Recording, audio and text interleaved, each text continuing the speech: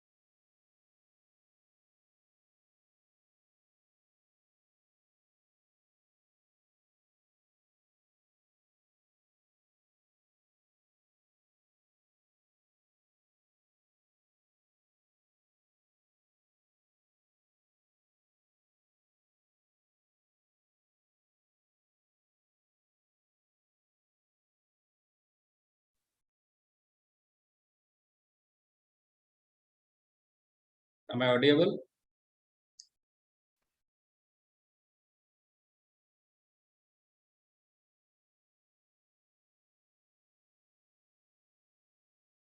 Hello?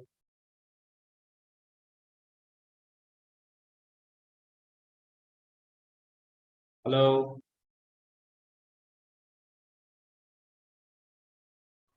Yes, sir.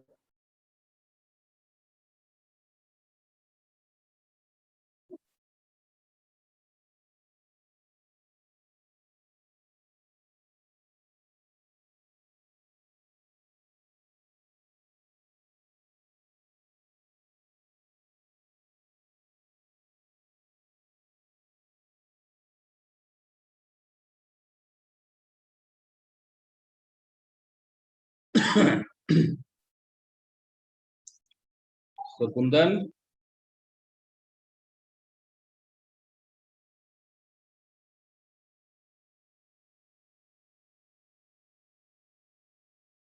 Kundan,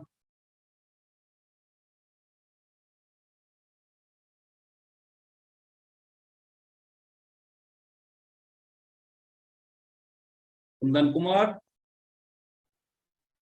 Yes, sir. Yes, sir. is my voice clear? Yes, sir. Okay, Yes, sir. ठीक है ठीक है। अच्छा, पिछले क्लास में हमने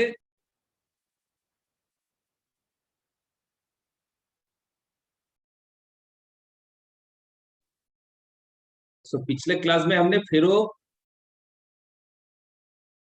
इलेक्ट्रिक मटेरियल के बारे में स्टडी किया था। जैसे कि फेरो इलेक्ट्रिक मटेरियल क्या होता है, फेरो इलेक्ट्रिक मटेरियल का प्रॉपर्टीज कुछ देखे थे, उसका एग्जांपल कुछ देखे थे, एप्लीकेशन देखे थे, ठीक है। सो आज हम देखेंगे कि फेरो इलेक्ट्रिक मटेरियल में हमारा जो हिस्टैरिसीस लॉज होता है वो हम देखेंगे, ठीक है। तो देखो,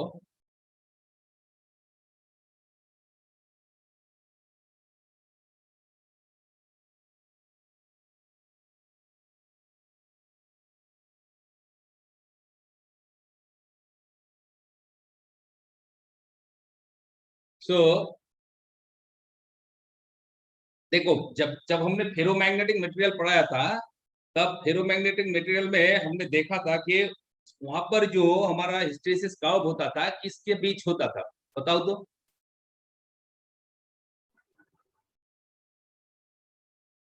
फेरोमैग्नेटिक जो मटेरियल है, क्या सर? हाँ बताओ बताओ। क्या सर?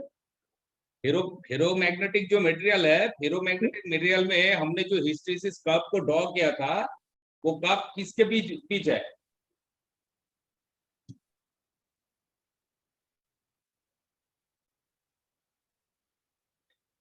याद है ना? एक एक था क्या, मैग्नेटाइजिंग फोर्स, और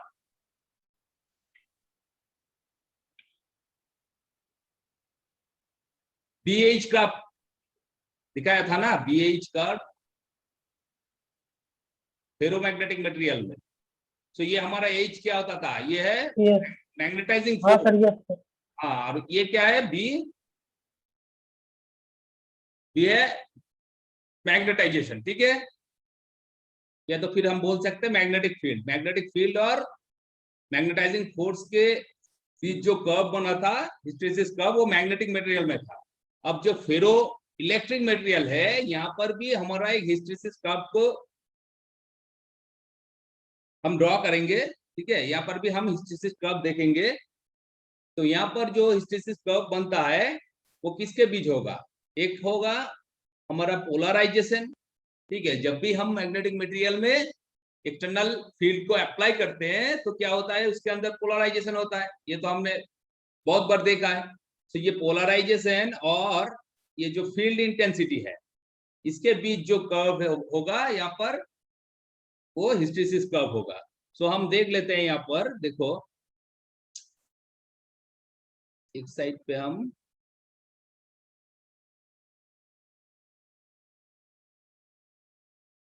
ले लेते हैं पोलराइजेशन, और दूसरे साइड पे हम ले लेते हैं फील्ड को, ठीक है। सो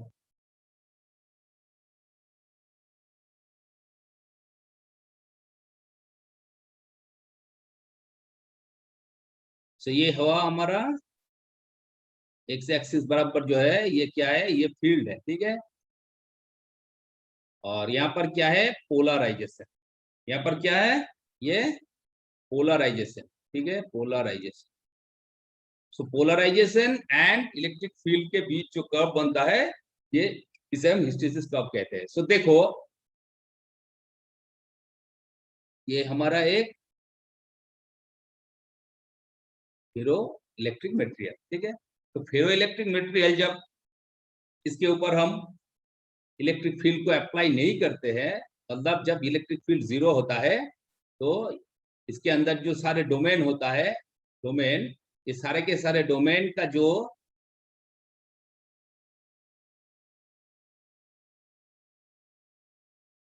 डायरेक्शन होगा, ठीक है, मोमेंट का जो डायरेक्शन होगा वो कुछ रैंडमली अरेंज होता है, ठीक है, रैंडमली अरेंज होता है। सो हम यहाँ पर इलेक्ट्रिक फील्ड 0 है, सो यहाँ पर पोलराइजेशन क्या होगा, 0 होगा। सो देखो, जब इलेक्ट्रिक फील्ड 0 है तब क्या होता था, पोलराइजेशन 0 है। अब हम इलेक्ट्रिक फील्ड को यहाँ पर थोड़ा थोड़ा इंक्रीज कर रहे हैं, ठीक है। जब इसके ऊपर इलेक्ट्रिक फील्ड को हम अप्लाई करेंगे और फील्ड को इंक्रीज करेंगे तो क्या होगा, ये कुछ इस तरह से एक पाथ फॉलो करेगा, ठीक है।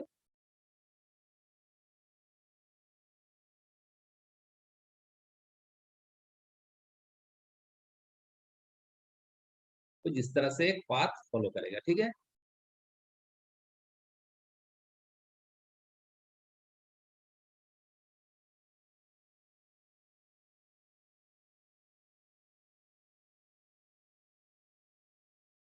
ये पाथ फॉलो करेगा, मतलब हम फील्ड को इंक्रीज कर रहे हैं और इधर क्या हो रहा है, पोलराइजेशन भी हमारा इंक्रीज हो रहा है फेरो इलेक्ट्रिक मटेरियल में, ठीक है।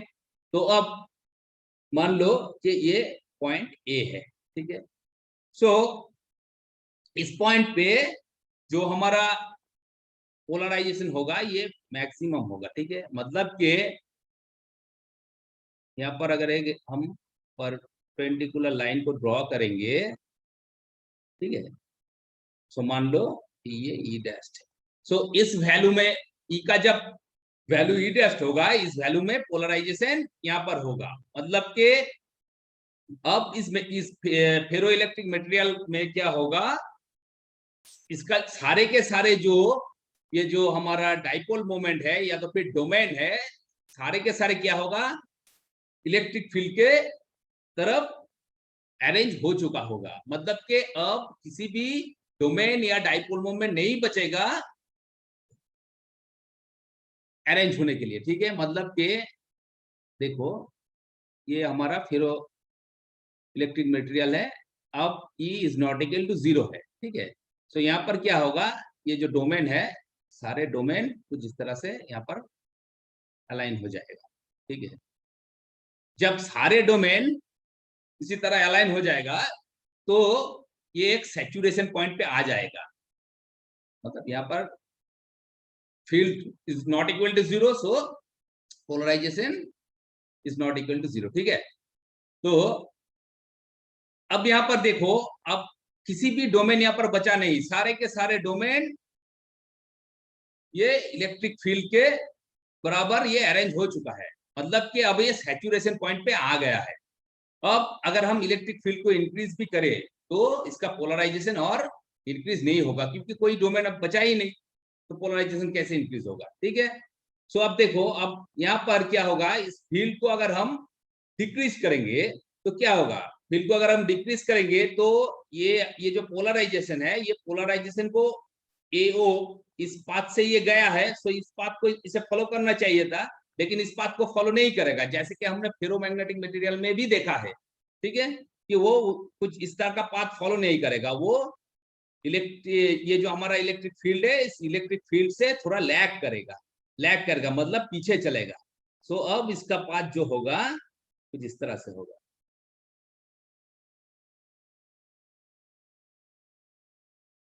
इस तरह से, ठीक है। सो अब देखो, यहाँ पर इलेक्ट्रिक फील्ड क्या हो गया, 0 हो गया। अब तो पोलराइजेशन को भी 0 होना चाहिए था, लेकिन यहाँ पर पोलराइजेशन 0 नहीं होगा, इसके अंदर कुछ पोलराइजेशन बचा रहेगा। तो इस पोलराइजेशन को हम क्या बोलते हैं,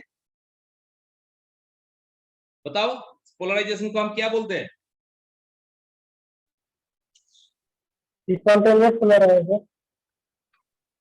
इसको हम स्पॉन्टेनियस पोलराइजेशन बोलते हैं, ठीक है। मान लो ये पॉइंट हमारा बी है, ठीक है। सो ये जो हमारा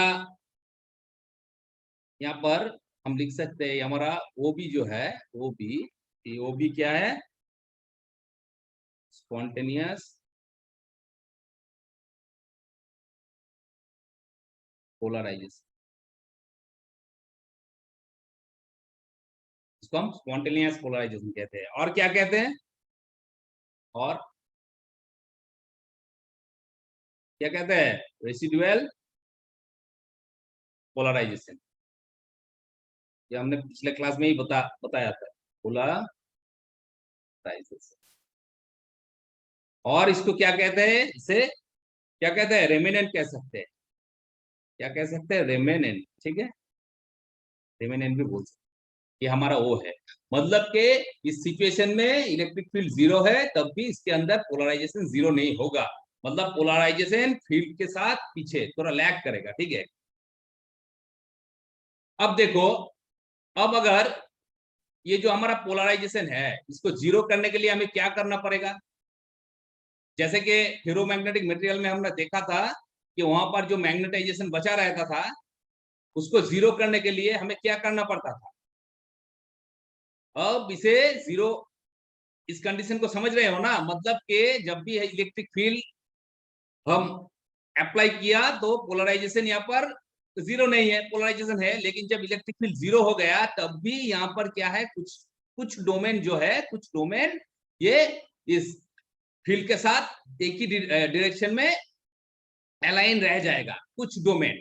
सो इसके वजह से ही यहाँ पर हमें स्पॉन्टेनियस पोलराइजेशन देखने को मिलता है, ठीक है। सो इस फील्ड को, मतलब के जो कुछ डोमेन अभी भी इस डायरेक्शन में है उसको फिर से रैंडमली अरेंज करने के लिए हमें क्या करना पड़ेगा, मतलब कि इसका पोलराइजेशन जीरो करने के लिए क्या करना पड़ेगा।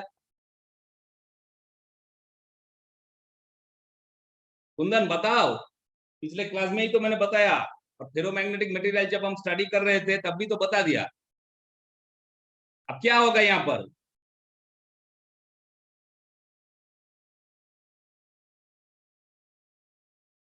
यहाँ पर क्या होगा, रिवर्स डायरेक्शन में हमें फील्ड को इंक्रीज करना होगा, मतलब कि अब रिवर्स डायरेक्शन में हमें फील्ड को अप्लाई करना होगा, ठीक है। सो रिवर्स डायरेक्शन में अगर हम फील्ड को अप्लाई करेंगे तो अब ये जो कर्व है ये कर्व कुछ इस पाथ को फॉलो करेगा, देखो इस पाथ को फॉलो करेगा, ठीक है। सो यहां पर देखो, जब इसका वैल्यू, इस पॉइंट को मान लो ये, तो ये बी मान लो, इसका ये सी पॉइंट है, ठीक है। तो सी पॉइंट में क्या है, अब इलेक्ट्रिक फील्ड का वैल्यू मान लो कि ई डबल डैश है। सो इस पॉइंट में इसका जो ये जो फेरो इलेक्ट्रिक मटेरियल है इसका पोलराइजेशन अब क्या होगा, जीरो हो जाएगा, ठीक है। मतलब कि रिवर्स डायरेक्शन में हमें ओसी इतना फील्ड अप्लाई करने से इस मटेरियल का जो पोलराइजेशन है वो जीरो हो जाएगा। सो इसको हम क्या कहेंगे, ये जो एक्स्ट्रा रिवर्स डायरेक्शन में एक्स्ट्रा फील्ड को हमने अप्लाई किया है इसे क्या कहेंगे, बताओ तो।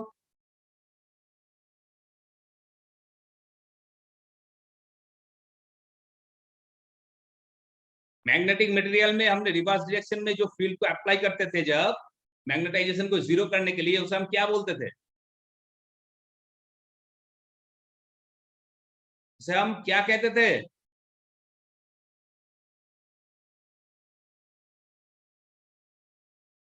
याद है कुंदन? नहीं, याद नहीं है, क्यों? एक्सटर्नल मैग्नेटिक फील्ड बोलते हैं, external magnetic field. External magnetic field कहते हैं, ये तो सारे के सारे एक्सटर्नल मैग्नेटिक फील्ड ही है, इसको हम अप्लाई कर रहे हैं। नहीं करता। कोएरेसिविटी बताया था ना, coercivity. Yes sir, coercive force. क्यों याद नहीं है?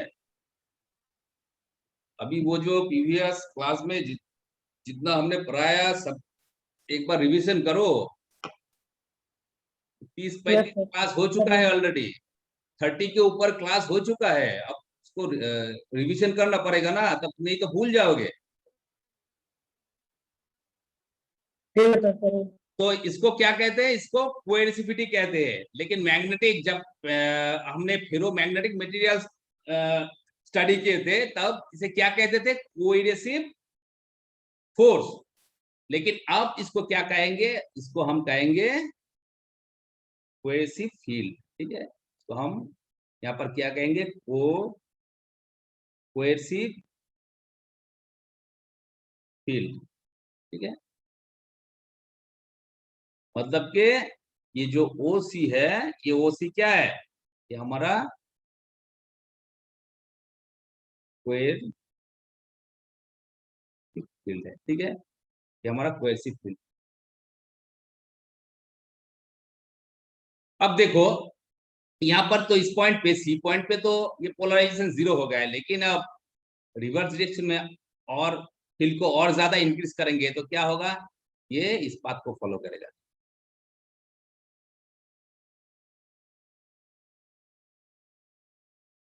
इस पाथ को फॉलो करेगा। इस पॉइंट पे मान लो ये D पॉइंट है हमारा, ठीक है, इस पॉइंट पे आके ये क्या होगा, ये रिवर्स डायरेक्शन में ये सारे के सारे जो हमारा डाइपोल मोमेंट है, ये सारे के सारे डाइपोल मोमेंट क्या हो जाएगा, इस सिचुएशन में रिवर्स डायरेक्शन में पूरा का पूरा अलाइन हो जाएगा, ठीक है, मैग्नेटिक फील्ड के साथ। मतलब कि अब इस सिचुएशन में भी हम कह सकते हैं कि ये सैचुरेशन कंडीशन में आ गया है, ठीक है। मतलब कि देखो पहला क्या होता था, पहले हम इलेक्ट्रिक फील्ड को जब यहाँ पर इंक्रीज कर रहे हैं तो पोलराइजेशन इंक्रीज हो रहा था, पोलराइजेशन इंक्रीज हो रहा था, मतलब क्या, इसके अंदर जो सारे के सारे डाइपोल मोमेंट है वो पहले तो रैंडमली अरेंज था, फिर रीअरेंज होना स्टार्ट किया, किस डायरेक्शन में, फील्ड के डायरेक्शन में। जब एक ऐसा वक्त आएगा ई डैश के इस वैल्यू पे क्या होगा, सारे के सारे जो हमारा डाइपोल मोमेंट है वो क्या होगा, फील्ड के तरफ इस डायरेक्शन में अलाइन हो जाएगा, ठीक है। अब जब रिवर्स डायरेक्शन में हमने फील्ड को अप्लाई करेंगे तो क्या होगा, OC इस सिचुएशन में ये पोलराइजेशन 0 हो जाएगा। अब पोलराइजेशन 0 हो जाएगा मतलब क्या, इसके अंदर जो जितने सारे जो डाइपोल मोमेंट है सब फिर से रैंडमली अरेंज हो जाएगा, ठीक है, फिर से रैंडमली अरेंज हो जाएगा। रैंडमली अरेंज मींस ये देखो ये वाला फिगर इस तरह से अरेंज हो जाएगा। और यहाँ पर फील्ड को और भी ज्यादा रिवर्स डायरेक्शन में अगर हम इंक्रीज करेंगे तो ये सारे के सारे जो डाइपोल मोमेंट होगा अब उस फील्ड के दिशा में फिर से अरेंज होना स्टार्ट कर देगा। और D पॉइंट इस पॉइंट पे जब आएगा तो सारे के सारे यहाँ का जो डाइपोल मोमेंट होगा वो अरेंज हो जाएगा, ठीक है, रिवर्स डायरेक्शन। सो यहाँ पर फिर से सैचुरेशन कंडीशन आ जाएगा। इसके ऊपर अगर हम फील्ड को और भी ज्यादा रिवर्स डायरेक्शन में इंक्रीज करेंगे तब भी इसका पोलराइजेशन और इंक्रीज नहीं होगा, ठीक है, क्योंकि और कोई डाइपोल मोमेंट बचा ही नहीं रहेगा रीअरेंज होने के लिए, ठीक है। सो अब देखो, अब इसको अगर हम फिर से डिक्रीज करना स्टार्ट कर देंगे तो अब ये कुछ इस पाथ फॉलो करेगा, ये पाथ फॉलो कर गया, ठीक है। जब ये पाथ, इसको मान लो ये पॉइंट हमारा F है, F, ठीक है। सो अब देखो, अब फिर से हमने फील्ड, यहाँ पर फील्ड 0 हो गया, लेकिन यहाँ पर पोलराइजेशन 0 नहीं हुआ, रिवर्स डायरेक्शन में पोलराइजेशन 0 नहीं हुआ, ठीक है। मतलब कि यहाँ पर भी हमें क्या दिखने को मिल रहा है कि पोलराइजेशन यहाँ पर कुछ ना कुछ बचा है, ठीक है। सो इसे 0 करने के लिए फिर से हमें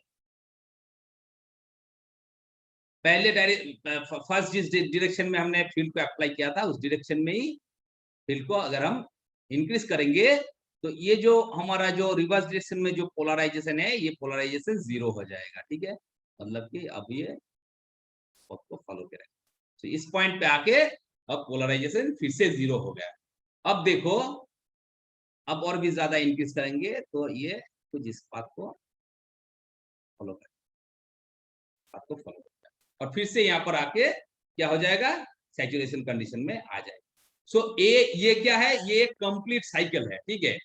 मतलब कि ये क्या है, ये कंप्लीट साइकिल है। पहले मान लो कि फॉरवर्ड डायरेक्शन में हमने फील्ड को इंक्रीज किया, फिर फील्ड को इस पॉइंट तक हमने इंक्रीज किया, सैचुरेशन कंडीशन आ गए, फिर इसको डिक्रीज किया इस पॉइंट पे, मतलब फील्ड 0 हो गया, लेकिन यहाँ पर पोलराइजेशन 0 नहीं हुआ।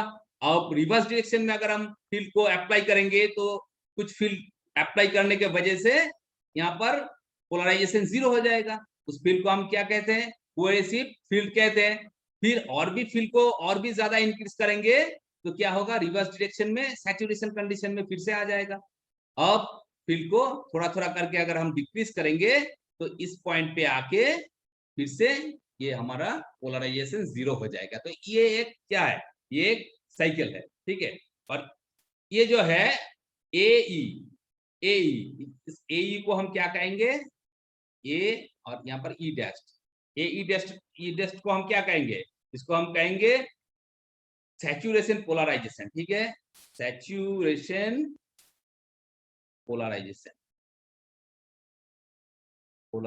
मतलब के इस पोजीशन में क्या होगा, ये सैचुरेशन में आ जाएगा, ठीक है, सैचुरेशन में आ जाएगा।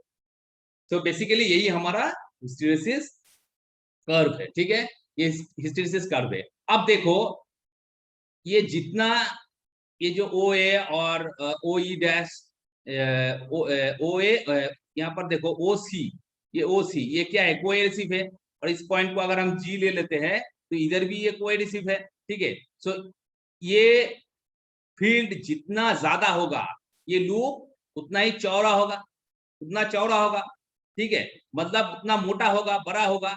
सो जिस मटेरियल का ये जो कर्व है, ये कर्व का एरिया जितना ज्यादा होगा, उसके लिए क्या होगा, उसके लिए हमें उतना ज्यादा कोएडहेसिव फील्ड को अप्लाई करना पड़ेगा, है कि नहीं, उतना ज्यादा फील्ड को अप्लाई करना पड़ेगा, मतलब कि यहाँ पर लॉस भी बहुत ज्यादा हो रहा है। मतलब कि ये जो एक्स्ट्रा फील्ड पोलराइजेशन को जीरो करने के लिए, ये हमारा एक्स्ट्रा जो फील्ड हमने अप्लाई किया है, इसके वजह से जो लॉस होगा, उस लॉस को हम क्या कहते हैं, उस लॉस को हम हिस्टेरेसिस लॉस कहते हैं, हिस्टेरेसिस लॉस, ठीक है। ये हमने मैग्नेटिक मटेरियल जब स्टडी कर रहे थे तब भी हम बताया था, ठीक है। अब फेरोइलेक्ट्रिक मटेरियल के लिए वही कॉन्सेप्ट है, ठीक है। सो देखो हिस्टेरेसिस, ये जो कर्व है, हिस्टेरेसिस जो कर्व है हमारा, हिस्टेरेसिस जो कर्व है, hysteresis curve cause hysteresis loss, ठीक है, हिस्टेरेसिस लॉस, मतलब कि इस कर्व के वजह से एक लॉस होगा। ये कर्व जितना इसका अंदर का जो एरिया है, ये एरिया मतलब देखो ACDFGA, इसके अंदर जो एरिया है, ये एरिया जितना ज्यादा होगा, हमें पोलराइजेशन को जीरो करने के लिए उतना ज्यादा फील्ड अप्लाई करना पड़ेगा, इसलिए इसका लॉस भी ज्यादा होगा। मतलब जितना मोटा होगा, जितना चौड़ा होगा, उतना ही उसका लॉस भी ज्यादा होगा, ठीक है। सो अब देखो ये तो हमारा एक फ्रीक्वेंसी के लिए हो गया, ठीक है, ये हमारा क्या है, एक फ्रीक्वेंसी के लिए, लेकिन यहाँ पर तो बहुत सारा फ्रीक्वेंसी होगा, ठीक है। और ये कर्व कहाँ पर होता है, जब हम ये जो फील्ड है, फील्ड को हम जब फॉरवर्ड डायरेक्शन में, रिवर्स डायरेक्शन में अप्लाई करेंगे, तब भी ये कर्व बनेगा। सो ये नेचर को हम क्या कहते हैं, ये एक ऐसी नेचर है कि नहीं। सो यहाँ पर हम लिख सकते हैं कि हमारा जो hysteresis curve forms when applied electric field in AC nature, in AC in nature, ठीक है। मतलब क्या है कि ये एक साइकिल के लिए है, देखो एक साइकिल के लिए ACDFG इतना तक, ठीक है। सो ये एक साइकिल के लिए है। अब अगर साइकिल को अगर हम इंक्रीज करेंगे, मतलब के फील्ड को अगर हम रिवर्स करेंगे, ठीक है, मतलब कि ये अगर एसी नेचर हो गया है तो बहुत सारा यहाँ पर क्या होगा, फ्रीक्वेंसी आ जाएगा। सो फ्रीक्वेंसी बहुत सारा आएगा तो हम देखेंगे क्या होगा। देखो एक फ्रीक्वेंसी के लिए लॉस इतना है, तो दो फ्रीक्वेंसी के लिए लॉस किया ज्यादा होगा, तीन के लिए लॉस और भी ज्यादा होगा। जितना फ्रीक्वेंसी को हम इंक्रीज करेंगे, इसका जो लॉस होगा उतना ही ज्यादा होगा। सो हम यहाँ पर लिख सकते हैं, if we increase the frequency more time hysteresis curve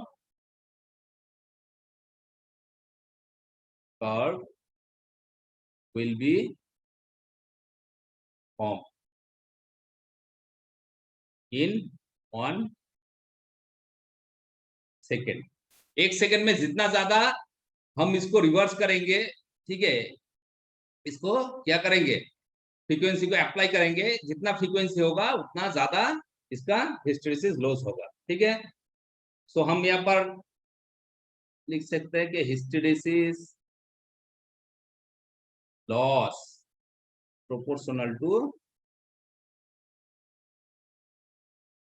frequency of applied field. ठीक है, फ्रीक्वेंसी ऑफ अप्लाइड फील्ड मतलब कि हिस्टेरिसिस लॉस को अगर हम W से डिनोट करेंगे तो ये हो गया हमारा F फ्रीक्वेंसी। ठीक है, हो गया हमारा फ्रीक्वेंसी। अब देखो यहाँ पर हम एक कांस्टेंट ले लेते हैं, मान लो कि कांस्टेंट K1 है, K1 इंटू F। ठीक है, K1 इंटू F। पहले फ्रीक्वेंसी के लिए लॉस मान लो कि W है। ठीक है, मतलब फर्स्ट फ्रीक्वेंसी के लिए मान लो कि लॉस W है, सो यहाँ पर एक कांस्टेंट आ जाएगा K1। ठीक है, अब देखो फ्रीक्वेंसी जब यहाँ पर F1 है, अब फ्रीक्वेंसी 2 के लिए क्या होगा, यहाँ पर मान लो कि यहाँ पर एक कांस्टेंट ले लेते हैं K2, यहाँ पर फ्रीक्वेंसी क्या आ जाएगा, F2 आ जाएगा। ठीक है, सो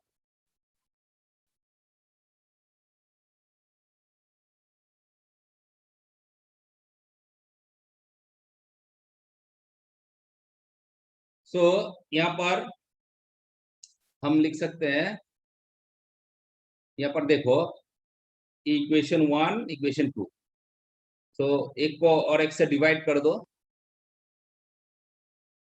क्वेश्चन नंबर 2 को 1 से डिवाइड कर दो। ठीक है, तो क्या आ जाएगा, यहाँ पर F2 F1 ऐसा आ जाएगा, क्योंकि मटेरियल सेम है, सो ये जो कांस्टेंट होगा ये हमारा सेम ही होगा। ठीक है, तो यहाँ पर W2 upon W1 is equal to F2 upon F1। So यहाँ पर W2 क्या आएगा, W2 आएगा F2 upon F1 into W1। ठीक है, सो अब देखो W2 यहाँ पर W1 को ले आओ, F1 यहाँ पर F2 को बाहर कर दो। ठीक है, ये दो इक्वेशन सेम ही है।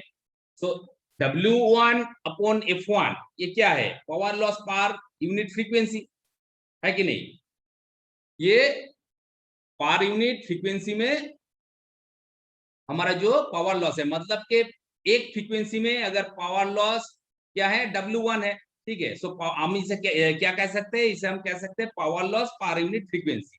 सो हमारा जो हिस्टेरिसिस लॉस होगा, टोटल हिस्टेरिसिस लॉस जो होगा वो क्या होगा, power loss per unit frequency into हमारा जो फ्रीक्वेंसी होगा। ठीक है, हमारा जो फ्रीक्वेंसी होगा, पर फ्रीक्वेंसी मतलब क्या है, पर सेकंड पे जितना साइकिल होगा।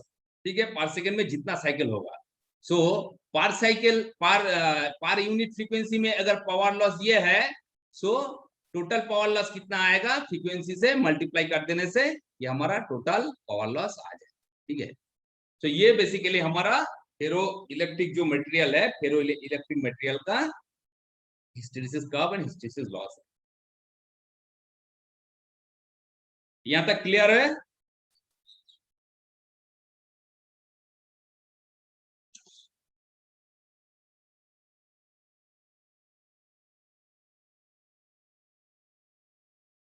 यहां तक कॉन्सेप्ट क्लियर है? Yes sir. तो बाकी के बच्चे लोग तो कुछ भी नहीं बोल रहा है।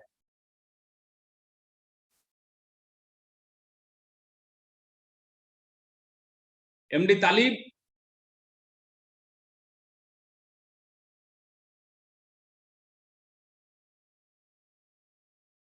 एमडी तालिब अंसारी,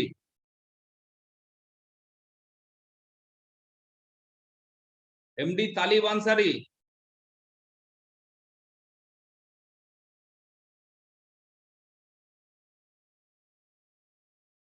एमडी तालिब अंसारी, अरे इधर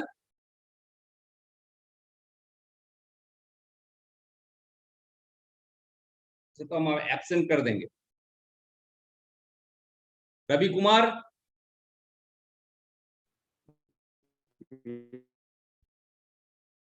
ये बात क्लियर है? टॉपिक क्लियर है? हाँ सर, एक पर थोड़ा सा, हाँ सर क्लियर। तूने फेरोमैग्नेटिक मटेरियल का क्लास किए थे? बीच के कुछ छूट भी गया है सर। फेरोमैग्नेटिक मटेरियल का क्लास करने से ये कॉन्सेप्ट और भी ज्यादा अच्छे से समझ में आएगा, ठीक है। जतिन, जतिन कुमार,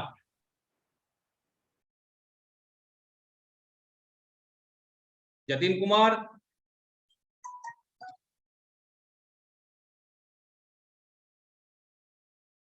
जतिन कुमार,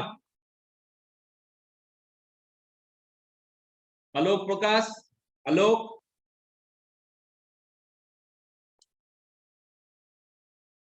आलोक,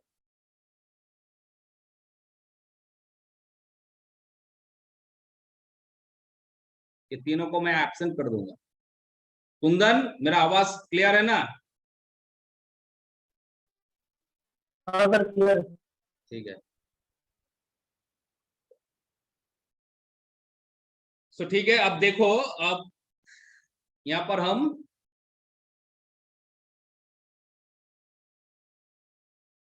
पीजो इलेक्ट्रिक और फेरो इलेक्ट्रिक के बीच कुछ हम कंपैरिजन करेंगे, या उसके बीच को कुछ डिफरेंस हम देखेंगे, ठीक है। सो एक साइड पे हम ले लेते हैं पीजो इलेक्ट्रिक मटेरियल, और एक साइड पे हम ले लेते हैं फेरो इलेक्ट्रिक, ठीक है। सो पीजो इलेक्ट्रिक मटेरियल बेसिकली क्या है? पीजो इलेक्ट्रिक मटेरियल बेसिकली उसके ऊपर अगर हम मैकेनिकल स्ट्रेस को अप्लाई करेंगे तो इलेक्ट्रिसिटी जनरेट करता है कि नहीं? सो पहला पॉइंट देखो, piezo electric material, piezoelectric materials generate electricity whenever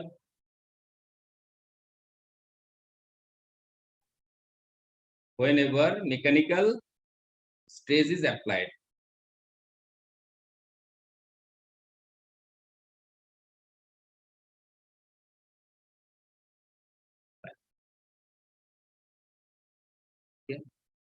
और फेरो इलेक्ट्रिक मटेरियल क्या है? फेरो इलेक्ट्रिक मटेरियल हम यहाँ पर लिख सकते हैं कि ferroelectric material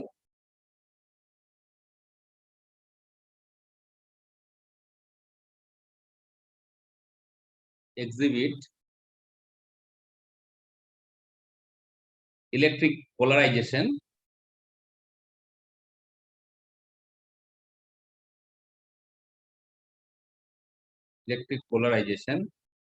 even in the absence of electric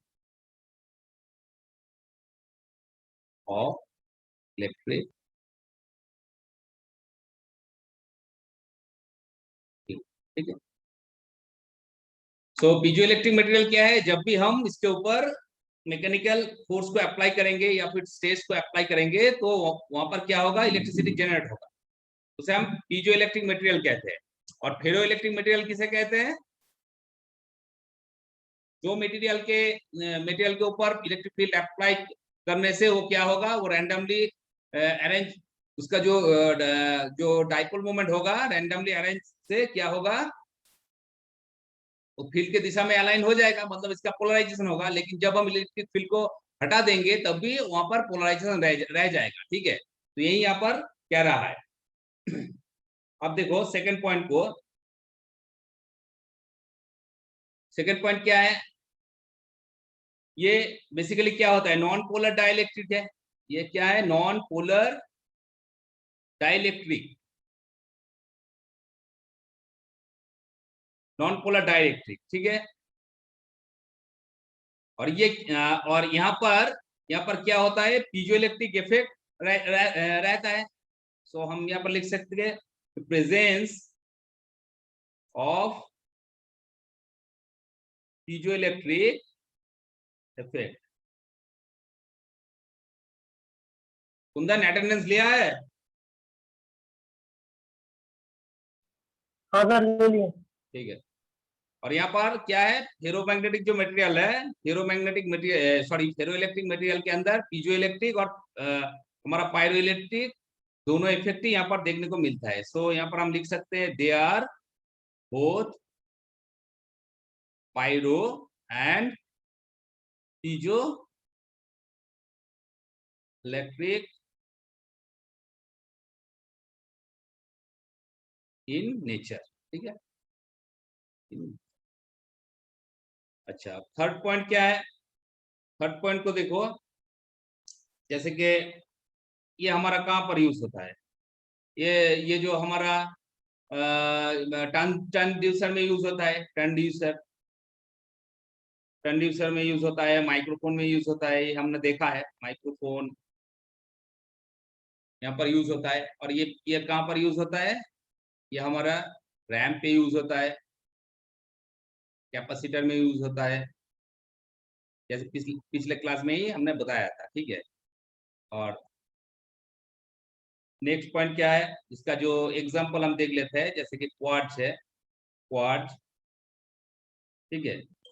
और इसका एक एग्जांपल देख लेते हैं, जैसे कि बेरियम टाइटेनेट।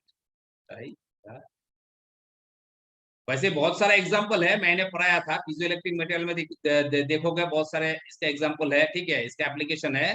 फेरोइलेक्ट्रिक में भी बहुत सारा हमने एग्जांपल, मटेरियल का एग्जांपल और एप्लीकेशन पहले ही हमने दिखाया है, वहां से भी यहाँ पर ऐड कर सकते हो। सो ये हो गया हमारा बेसिकली डिफरेंस, ठीक है, पीजोइलेक्ट्रिक और फेरोइलेक्ट्रिक मटेरियल के बीच। सो ठीक है, आज क्लास यहीं पर खत्म होता है। अब नेक्स्ट क्लास में कुछ नए टॉपिक डिस्कस करेंगे, ठीक है। So okay, thank you.